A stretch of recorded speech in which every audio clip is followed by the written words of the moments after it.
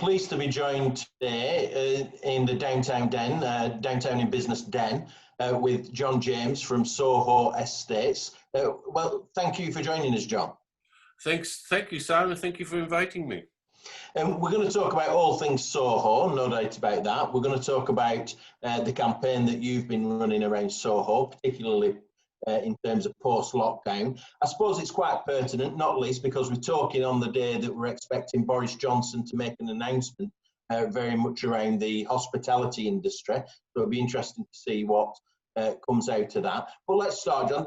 I want to talk a little bit about your background. You've been in Soho quite a long time. Just talk us through some of the history of your career, please, if you don't mind.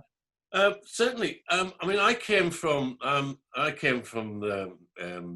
place called Whitehaven in Cumbria many years ago, and I sort of arrived in London it was about 78, 79, somewhere around that time. And it was very typical of a lot of people who've ended up in Soho. And one of its main attractions is it always welcomed, it welcomed and embraced immigrants from all over the world, in fact. But I would class myself as a sort of an economic immigrant. I was in an area in Cumbria where the opportunities were slim. There was declining industry. There was declining business. So my decision was that for any chance of success and prosperity, I should go to London, which I did. And it was very difficult to start with. When you start work in London and nobody loves you, nobody likes you, you can't even see anybody you recognise. And it's a struggle, but I kind of persevered, and eventually I ended up running a nightclub in Bond Street in the early 80s, which is called the Embassy Club, which was in its day a very, very famous club. And I mean, the day before I got the job was as a duty manager, which I later discovered a duty manager's real function was to breathe and count a till, and that was about it, really. But the day before, I couldn't have got into that club. It was so exclusive. And the day after, I was a duty manager. And I did that for quite a while, and then the club was closed for redevelopment. So I learned the nightclub management thing, and that's when I ended up working for Paul Raymond, because he invited me to go and work for him to run one club he was opening at the time, which was in the site of the Bulevar Theater, which is there now.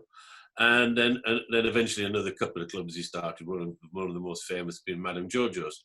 And so I went to work for him to be this nightclub manager role. And it was only later that I switched over to become in the property department, if you care to call it that at the time. It wasn't much of a department at the time, but that's what happened.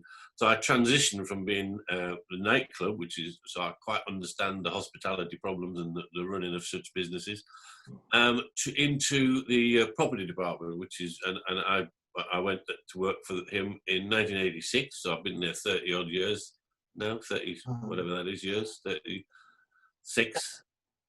Yeah, and do you ever get back to you haven't lost your accent, I have to say, John. Do you ever get back up there very much, up to Cumbria? I still have, I mean, not since my parents died, and I had no reason then to visit a lot, but I have friends in Cumbria, and because one of my pastimes is shooting pheasants and stuff, and I go up there to do that with some friends of mine. Have an estate there, and I've known them since I was a teenager. A couple of boys who did well in Cumbria. They did well. They thrived. But the reason I would go would just be for that social reason now, right? And it's funny, Simon, when you first arrive in the South, you have to soften this accent a bit, because otherwise they pretend they don't understand what you're talking about, and you have to keep repeating yourself. And eventually, when you get a job, which I fortunately ended up with a job where perhaps people needed more from me than I needed from them, and I thought, well, if you don't like my accent, well, tough. So my accent, my children don't speak like this. They say bath and grass, but they were born in Surrey. And you mentioned the Embassy Club. I've heard of it. I remember hearing about it and reading about it. What sort of, tell us some of the celebrities that you saw in there. Did there be some big characters going through there, wouldn't there? Oh, in its day. I mean, I remember David Bowie walked into that place, there was a frisson went around the room like no other person. There was lots of famous people used to fetch up there. But he was a man. I don't know what that. He had such a charisma, that man, right? And he just walked through the door, and there'd be a kind of a frisson went right around the room that Bowie was here, right? And the reason he was there is he was knocking off my boss, who was the general manager, a girl, by the way. But he was going with her. He was going out with her for a brief moment in that life. Then, and God knows, I can't quite think when it was. In 77, 79. So he only kind of was basically there because he had a friendship there. But when he arrived, I just never felt anything like that before when Bowie arrived, right? But there was loads of very, very famous people at that time when it was at its height. And the embassy was started by the guys who in New York did the Studio 54, Jeremy Norman and Stephen Hayter, and I forgot the other one. But Studio 54 was the biggest cultural shake-up of America in New York at the time. And these guys came and tried to emulate the same thing in London with the Embassy Club. And it was very successful for quite a long time. But like everything else, with the prefix trendy, it means it's got a lifetime and it will run out. And eventually, the site was redeveloped. In fact, as being in the middle of Bond Street, it was quite a valuable piece of real estate. And so, Bond Street, I mean, for those that don't know the geography, not quite Soho, but only a stone's throw away from Soho. So you transitioned into Soho. Well, Bond Street, I mean, there's a lot of clubs in those days which were in and around Mayfair, because they were actually their throwbacks. The buildings, the premises, were the same premises where you would have, the black tie dining, the black tie dinner dining of the 20s to 50s, say, 40s, I should say.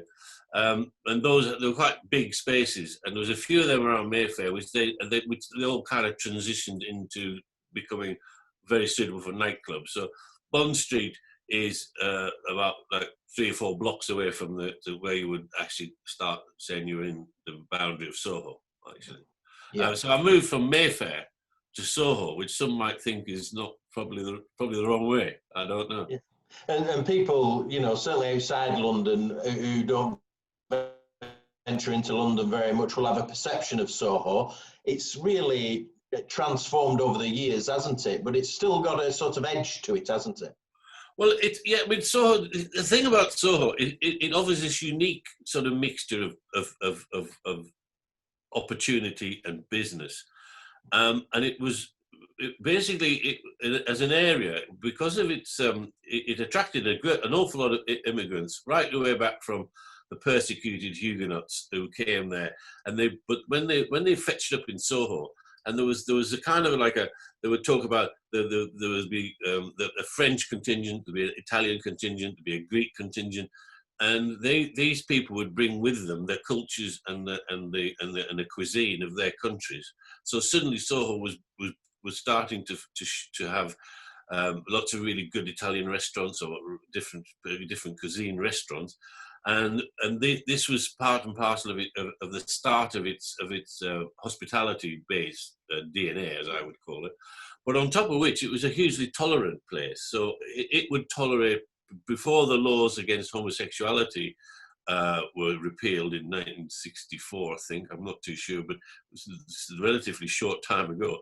There would be plenty of opportunity for tolerance of all kinds of activities in Soho that would be, which gave it a racy or an edgy kind of access to it. And then there'd be talk of gangsters in Soho. There'd be talk of this. It was one time it was just full of sex shops and associated trades like that.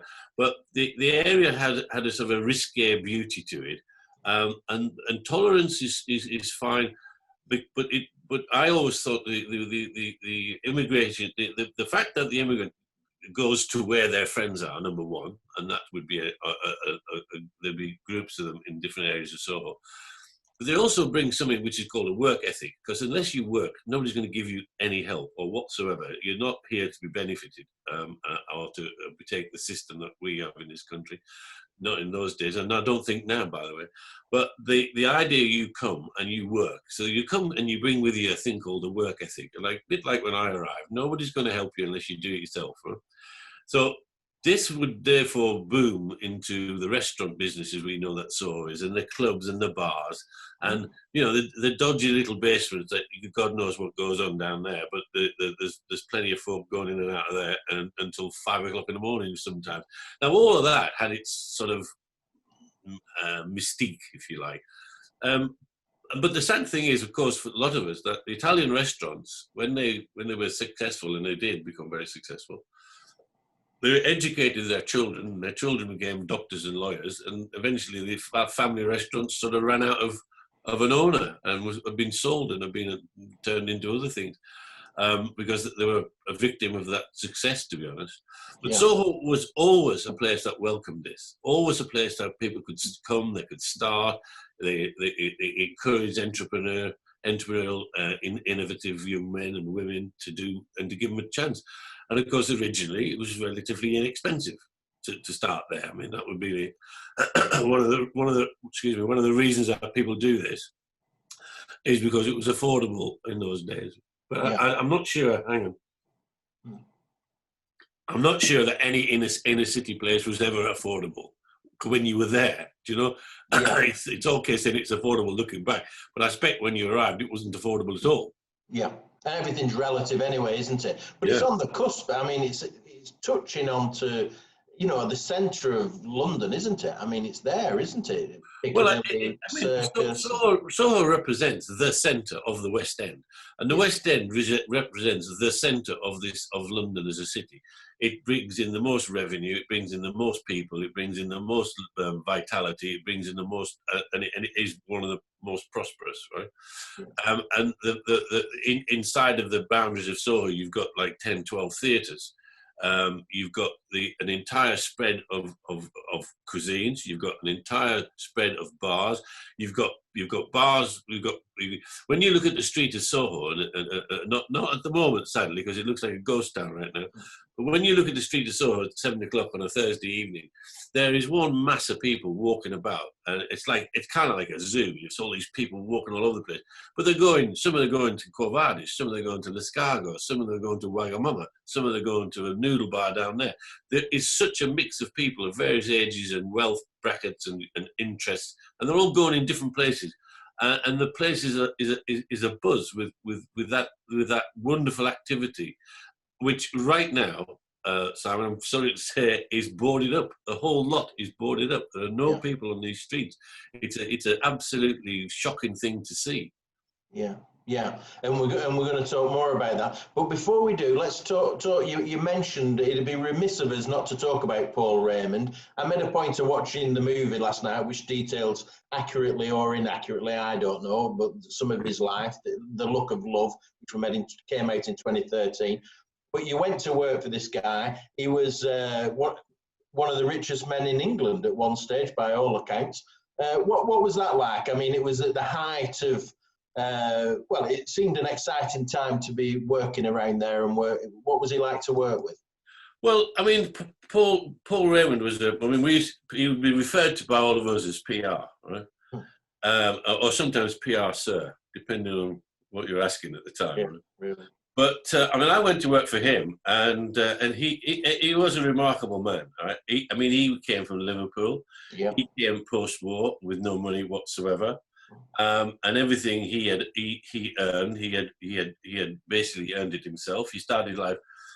He said he started life as a drummer, actually, and he worked sort of the Clacton Pier circuit, if you care to call it that.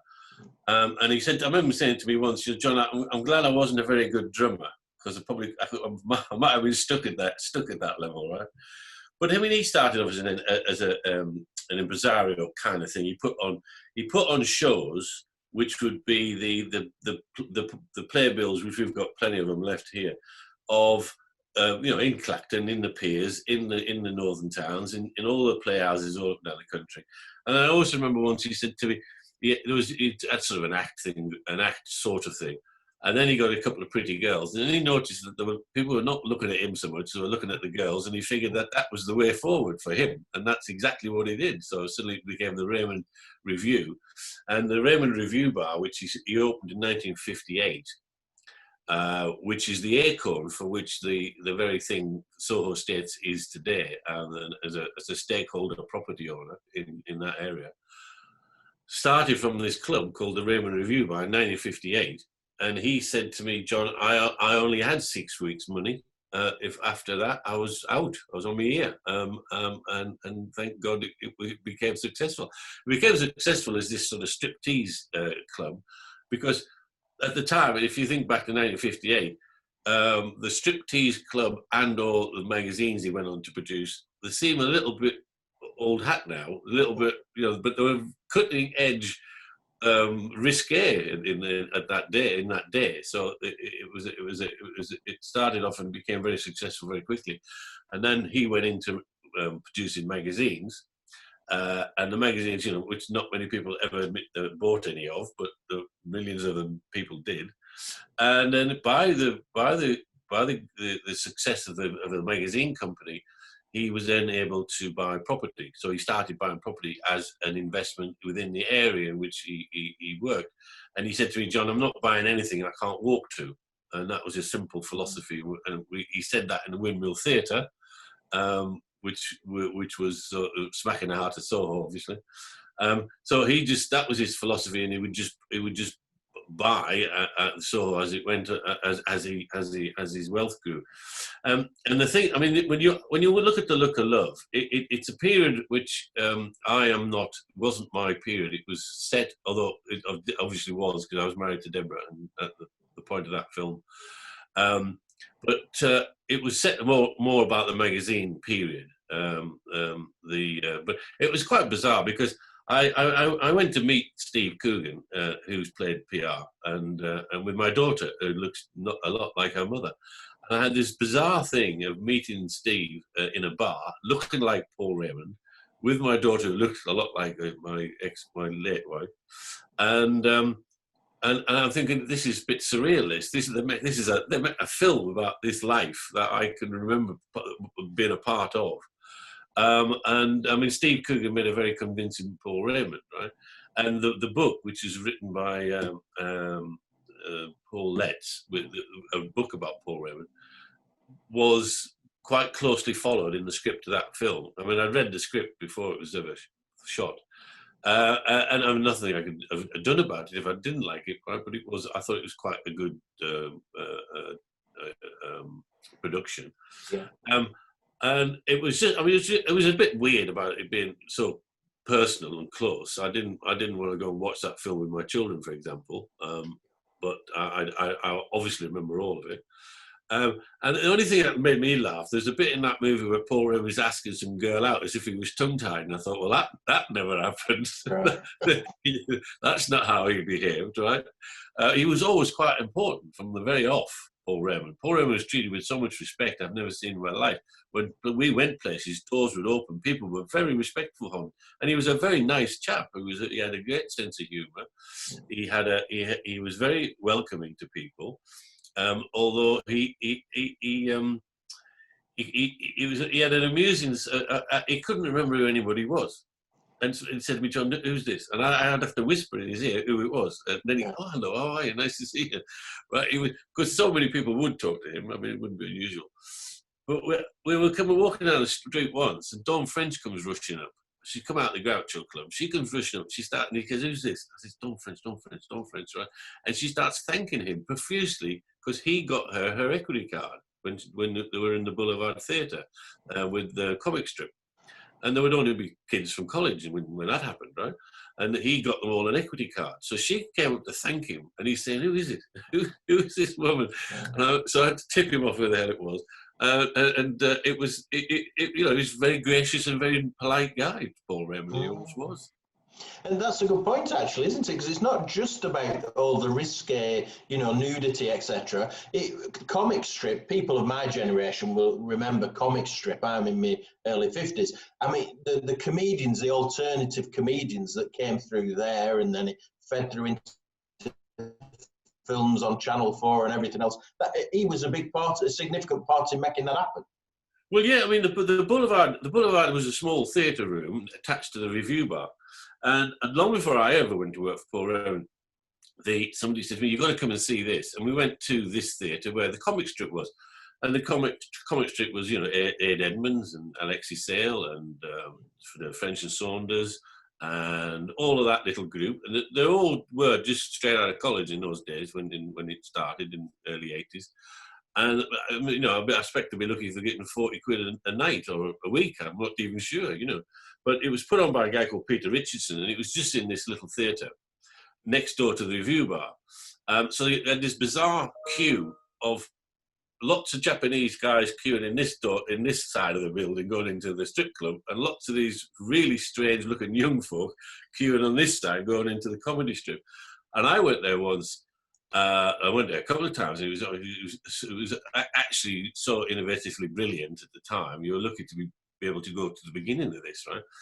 And I was there one night, and they said, "Ladies and gentlemen, just by chance, we've got a good top guest for you," and Robin Williams came on. Robin Williams came on and started doing the Mork and Mindy stuff, because that's what about the time he was doing. And you couldn't believe this. I mean, this was extraordinary. But he'd gone because this was this new comedy wave that was taking a hold in England, and he'd come along and he just decided he would come on and do an hour. And I mean, you ached from laughter. You came out with your stomach aching and your neck aching. It was so good, that thing. And that was in the original Boulevard, which is a small room. And in the recent redevelopment of that entire site, we have built the new Boulevard Theater, which is my daughter's project, and it's her business. Unfortunately, also closed before it even got off its feet. It's been like any other theatre, it's closed, and it probably won't open until next year sometime. But we rebuilt the entire building. It was a post-war construction, and it was a very inefficient building. So we basically demolished the whole thing and built it all back up to make this wonderful new theatre called the Bulevar Theater, which is picking up the original name, if you like. And the original review bar is now a very, very, very, very good club called The Box, which is very successful. Also shut, obviously. So the whole that area has revitalised itself in the same entertainment uses, but just different, more modern businesses, more appropriate businesses, and more fit for purpose for today's businesses. But the history is exactly where it came from. That's where it all came from. That Walker's Court units. And that feeds in nicely, really, to the issue. Paul Raymond passes away, and then he bequeaths this property portfolio, which has become Soho Estates, which you and the family are involved in. I mean, that's a significant property portfolio, isn't it? Yeah, I mean, like I said, when Paul started, he was buying property as an investment, because he had a cash cow called a publishing company. And he would buy it as it came available. So it was in those days, there's no strategy of acquisition. There was no strategy of development. In fact, when we had to talk about property, for example, I would say to him, "Paul, we have a property here, and it's in want of repair. It needs something." He'd say to me, "Are they paying the rent?" I'd say, "Yeah, of course." He'd say, "Well, don't do anything. Don't spend any money on it." I'd say, "Okay, fine." So he collected property, and of course he ended up with quite a lot of it. And then when he died, I mean, I'll just cut to the reason Soho Estates does what it does now. My discussion with his benefactors, which are beneficiaries, sorry, which is my two daughters. I said, "Right, the girls, this is what we've got, all this property, and we're either going to repair it, we're going to have to repair it, renew it, or replace it, because we're never going to sell it, are we? Well, the answer is no, we're not. We're never going to sell it, so we better start fixing it, because half of it is falling down, and half of it had the sort of tenants we would have had in the 60s, 70s, 80s. They wouldn't know a delapsed clause if it smacked them in the face, and they wouldn't expect to be there when the delapsed clause became operable, i.e. they'd never expect to have 20 years occupancy. There were more fly-by-night types in those early days than that. So the very colour of the nature of the businesses that were predominant in Soho, they were not ones who would adhere to the contractual obligations of leases, if you like.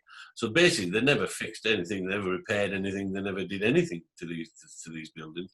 And we therefore embarked on a process of renew, redevelop, and repair and replace. And that's what we've been doing since Paul's death, was to keep the thing going, was to rebuild and make the buildings fit for a modern purpose.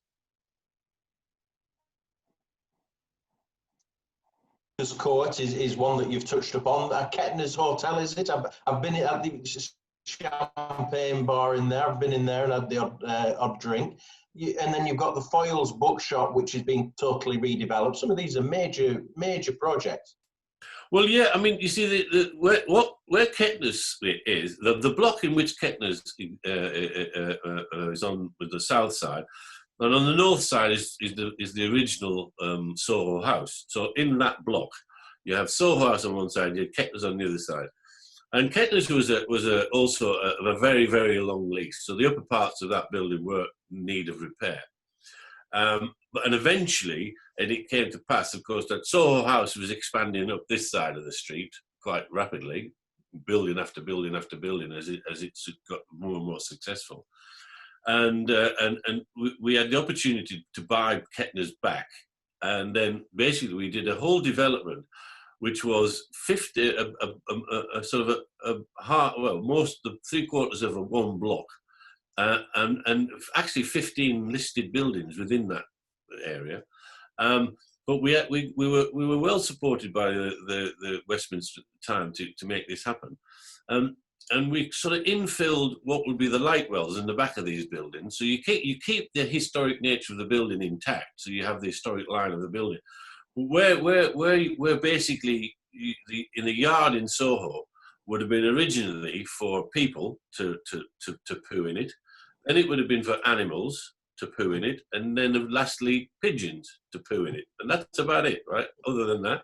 So and a lot of old air conditioning machines bunged in later. That's kind of what the backyards of Soho look like.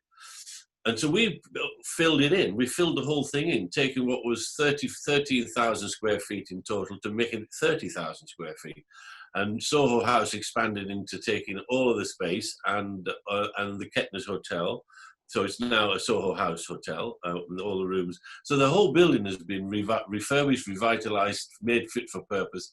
At our expense, of course, but we find that we're having to repair our own buildings for a tenant like Soho House. Well, you just say, "What do you want, Nick?" And he says, "I'd like all this," and you go, "Okay, fine, you can have that," and the rent's appropriate. But the real essence of this is that you've got a successful relationship with a tenant like that, and you therefore will invest in the property to give him what he needs, and at the end of the day, you've improved your property 100%, and you've got a building that's going to last us for the next generation or two, which is my entire aim. My short-term view is 50 years, and my long-term view is 100 years. And I'm looking at my granddaughters now, and I've got 3 of them, and you're thinking, well, this is what you'll be doing when you grow up. And going around Soho, as I do, it's about 15-20 minutes walk from where I live here, is as exciting and interesting as it's ever been. But there will be some that say, and I have to address it, John, it's being gentrified and it's being commercialised too much. And you might, Soho estates are part of that. What would you say to that? Well, my answer to that's quite simple. In truth, if you just go back to just after the war in Soho, Soho was a slum, right? Soho, the upper parts of the buildings in Soho, from the 40s right the way through to the 80s, you'd have rooms that were families were living in a room, and they rent the buildings out. And prior to that, prior to the war, by the way, the families were living 2 families to a room. Right, this Soho in the early 1900s and late 1800s and 90s looked just like Fagin's Den on Dickens. Right, that's what it looked like. That's exactly what it was like. So the idea of gentrification, if you call gentrification giving a place a toilet, or giving a place hot and cold running water, or there's when even in the 80s, I remember blocks of flats we bought that were in you wouldn't really want to live in such an accommodation, and we had the opportunity to do them up and then let them to the market at the time. Now the problem with the understanding of gentrification is you are making something more valuable and therefore displacing the people who could live there cheaply before. But the people who were living there cheaply before were not living there by choice in some of these insanitary accommodations. They were living there by necessity. So eventually, as a city grows and it pushes that kind of occupation out, which it does, it's replaced by a newer level of occupation, or else it becomes just another slum. But the inner parts of London, that is not just Soho, that's Notting Hill, that's Chelsea, that's lots of places that have just expanded in such a way. So Soho's gentrification in its accommodations, I would suggest it's actually become usable by modern people and modern families today, as opposed to the previous occupations. And excuse me, we as a company, Paul Raymond was always in favour of the small owner occupier business, right? And I remember going to him in 1980 something or other, saying, Paul, I've got a chap here who has a photo processing company, like let's call it Quick Photos, right? And I've got a guy here who's just come off the stalls in the market selling carpets. And he says, give it the carpet guy. I said, well, this guy's got covenant and stuff. No, I don't want to. Give it to him, right? He says, I want to give him a chance. And I did give it to the carpet guy. And Paul said, look, if he succeeds, God bless him. If he fails, we'll throw him out, we'll get another one, right? But he had that attitude. So we actively disallowed chains into our properties.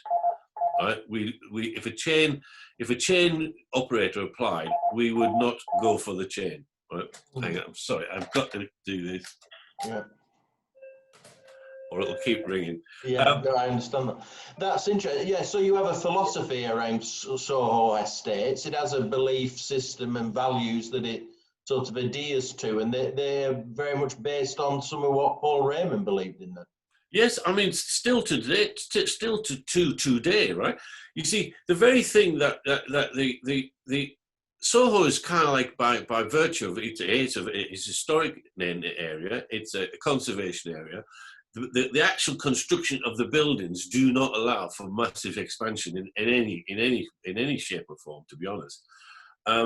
And they lend themselves to small business operators, to small entrepreneurial type businesses. That's exactly what they should be, and that's what we've always encouraged it to be. And some of the larger sites have got a couple of chains that have got in, but they've gone in on assignments that I can't do anything about. And you know, let's face it, we started to finance Soho House in its first conception. In Nick Jones and I, and Paul Raymond supplied the cash, and we were the ones who invested in him. And he was just a young man across the desk from me, telling me his dreams and hopes and ideas and ambitions. And we were the ones who funded it. Wow. Now, he has become an international chain, but we still regard him as an owner-occupier businessman, right? But yeah, we've got that's a great story if people can do that, right? So the idea of the buildings would only accommodate a certain style of business. They are historic in nature, which we absolutely respect, and it's a conservation area. So with all of those things going for it, you've got to think, how do I progress my buildings to give them the best opportunity and the best value? And we haven't always, we never had to drive covenant values because basically he never borrowed any money. That was the essence of it, of Paul Raymond's. They never borrowed any money, so we didn't have to drive covenant. And you know, in truth, if somebody was classed as over rented, he would be saying, well, what's wrong with that? Right? Whereas other people would be saying, well, you've lost all the value in your property, you can't borrow any more money, etc., etc., etc. So it was a sort of a strange beginning for a property company in the sense that it was fully funded and had no borrowings, and it was worth. I mean, we're classed as being worth over £1 billion now. And I think when he died, it would be about 350 million, something like that, when he died in 2008. So I mean, it's a remarkable property company considering it was one man's lifetime to get to that point. To that, yes. Yeah, that is interesting. And in terms of Soho, we're going to talk about the campaigning that you've been doing, you know, throughout the pandemic in anticipation of post-pandemic. But, and this relates to it, I mean, Soho, in terms of London, tourism, I mean, London's an international city, isn't it? It gets millions of people coming in. How important is Soho, for them that don't know, how important is Soho in terms of the, you know, the economy, the London economy? Well, I think it's one of the centres, right? I mean, if you think about the hospitality business in which we are concentrating on at the moment. I mean, 46% of the tenants in our roster are in hospitality. That's the centre of hospitalities in London. And of course, it was historically the West End. That's where now, when there was little opportunity to go to these kind of places of entertainment, people would go to the West End, and that's where, you know, theatres and such as that, which we said earlier. But it as a centre of the activity, the vibrancy, the excitement, the frisson, the risque, all the things that make that place successful. Soho is the one. It's in the middle of our fair city, and it also attracts thousands and thousands of people. And normally it's a very prosperous, very industrious space, actually. And in Westminster Council per se, which is not just Soho, obviously they've got quite a larger borough, but Westminster Council has an economy bigger than Wales. Westminster Council has an economy bigger than the city. It is the largest. The Westminster Council's economy is the size of a small country somewhere else, really. I mean, it's massive. And therefore, and that is all concentrating on the business areas of I would call residential areas in Mayfair, with the restaurants, hotels, spread about a bit. And then you've got the retail element of Oxford Street, Regent Street, Piccadilly. And then you've got the hospitality area, which is known as Soho. And then, of course, you've got the massive tourist area known as Leicester Square. And we have buildings in Leicester Square. And there is 52 million people walk from Piccadilly to the Hippodrome per annum down that through Leicester Square. So, I mean, that tourist industry isn't coming back very quickly neither, by the way. But that's the levels of these separate areas which define the city, the centre of our city, are quite distinct in what they are, why you will go to that area, what the offer is for you. It's very distinctive, I think, in Soho. And the impact of the pandemic can't be underestimated. You said that Soho's like a ghost town at the moment, but you've started this campaign, Soho Summer Street Festival. The idea is to break out into the streets, enable hospitality sector to take up the streets. Do you want to say a bit more about that, John? Well, yeah, I mean, it became obvious at the start, going back to March, when the March quarter, in the landlord element of this has been asked to carry the financial burden for I'm not sure. It's like a bit like pass the parcel. The parcel has been quite niftily passed into the lap of the landlord. The landlord has nowhere really to pass it on to, right? So we have a March quarter, which in truth, if lockdown was 4 or 5 days later, would have been paid because most people pay their rent. So the March quarter was 3 or 4 days, 5 days before the quarter. March lockdown, sorry, it was just before the quarter. So I would say that money was not paid to landlords, but it was withheld because it was there already to be paid. The money that is the quarter, which is 2 days away from today, obviously June 25th, there'll be no money to pay that quarter, right? And nobody's traded, right? So you say, well, you could have paid that quarter, but you didn't. You definitely can't pay this quarter because you can't. And we need to get you trading again and up and running so that we can start trying to get some recovery.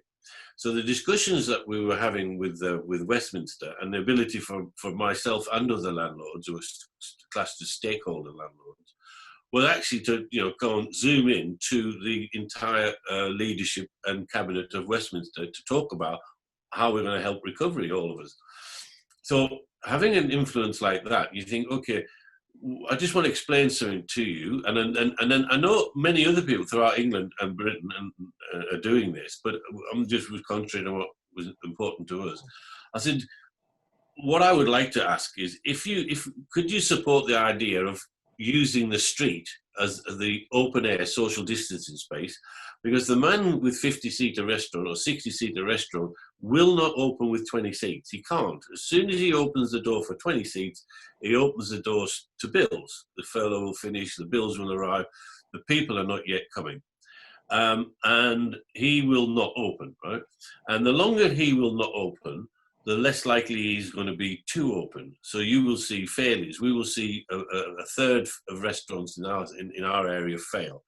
And if you think about that from the landlord's point of view, I'm suffering 2 quarters and we're not trading yet. So I'm trying to say to the tenants, our tenants, once you trade and you've traded for a month or so, then we'll start talking about rent. We'll start talking about how to pay the rent, if we're going to defer the rent, if we're going to forgive the rent, whatever we're going to do, but we've got to get you trading first. We've got to get this thing up and running.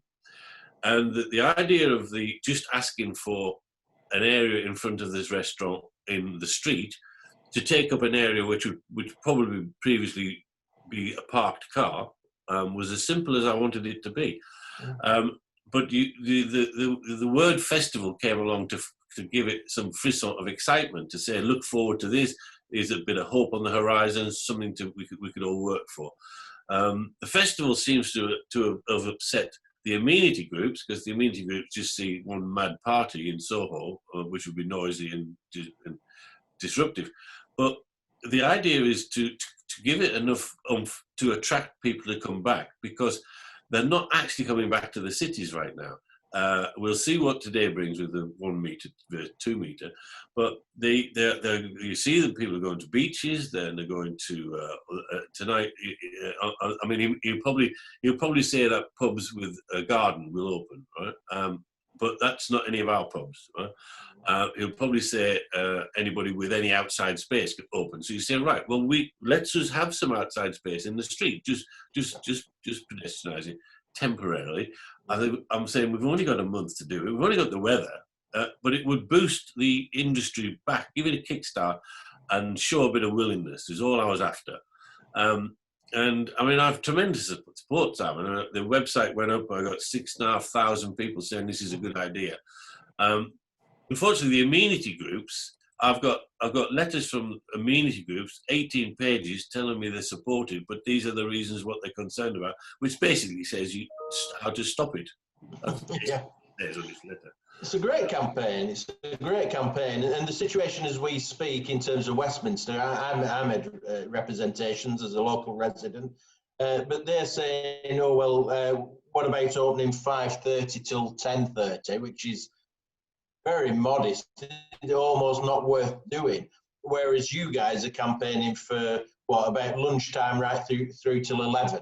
Yeah. Seems more realistic, but even that seems modest compared to some areas. Liverpool, a couple of streets, Castle Street, Bold Street, I think it is, closed completely is what's being proposed, and quite, grants available and things like this. So Westminster need to do that a little bit more, we think. I absolutely agree. You see, the problem, sometimes a political decision will get a politician a tick in the box saying, look at what we've done to open the streets. but it doesn't solve the problem practically. It doesn't solve the problem economically. It's not viable. So although it says you can do it, they do have a lot of pressure from residential groups, because that's how our system works. Yeah. They basically, if they don't follow the lead from other people, I mean, I'm reading a book, Winston Churchill during the war, and one of the reasons he said he gave the production of airplanes to Lord Beaverbrook was because the fussy bureaucracy of the small-minded people at the time did not realise this was total war coming. Right now, we're in a crisis. This is a crisis, right? And if you still think the agendas and the initiatives that were like say last year's agendas and initiatives are viable and valid today, just forget it, right? Get off. We need a coalition kind of a deal here, where they say, get these businesses up and running. Surely you can put up with the fact that it might be a bit noisier for a small period in time, because once the weather goes, it's going to be much more difficult, and you will. So I mean, I tell you, we will not replace these restaurants within a year, or it'll take 2 or 3 years to get this place the vibrancy that we've taken for granted, right? Yeah. And so you get really rather frustrated when you're thwarted by things where you say, do you realise that somebody's livelihood is here? That man's entire life gone into that restaurant, his family, him, whoever, her, and you're, just because it's a bit noisy, you're going to try and give us reasons why not to. And you are a very minority people as well, by the way. But I'm afraid they're listened to a lot, and so they have piled these regulations on. There was a deadline, which is only on Sunday gone, for people to state, well, do you agree with this or do you not? I still await the outcome of that, so I'm not sure if we've got extended hours at all. But we've got a restricted access, which I don't think is viable enough for businesses to do it, to be honest. I don't think I think a lot of the bigger ones will do it because they've got the space to accommodate it, But the smaller ones, which are the heart of our area, and the ones that make it the DNA that I think Soho is, they will have a struggle. They'll have a struggle with this. And the residents will park their cars there, and the businesses will fail. That's what's happened, because we're talking about car parking spaces. That's all we're talking about here, right? And so that I think it is a bit. I think it is a bit light in its help. It's thrown you a lifeline. You just can't quite reach it. You're on the high sea, and they're throwing you a lifeline, but you just can't reach it. But they're throwing you the lifeline, and they still feel satisfied with that. That's the kind of problem we're facing now. Yeah, and so the jury's out with Westminster. They've had the consultation. People have responded. They're going to make a decision shortly. The key message is just do that bit more and get us over the line and help these businesses best way that you can.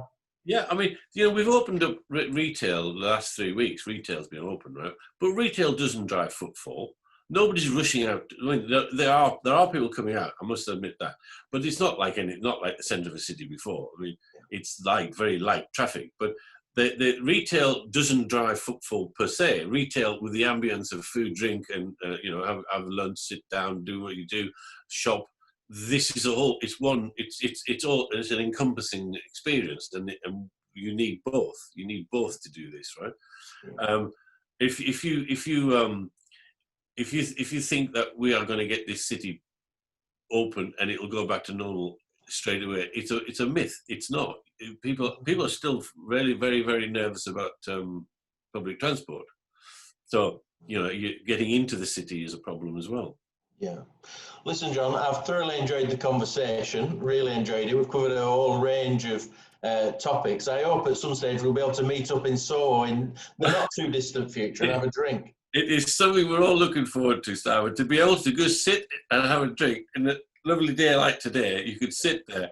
I don't consider that to be an offensive and noisy occupation. I consider that to be a human joy. And that's what you're trying to do. That's what I'm trying to do here. Well, hopefully we'll be doing it sooner rather than later. Thanks for joining us, John. Really appreciate it. Thank you very much indeed.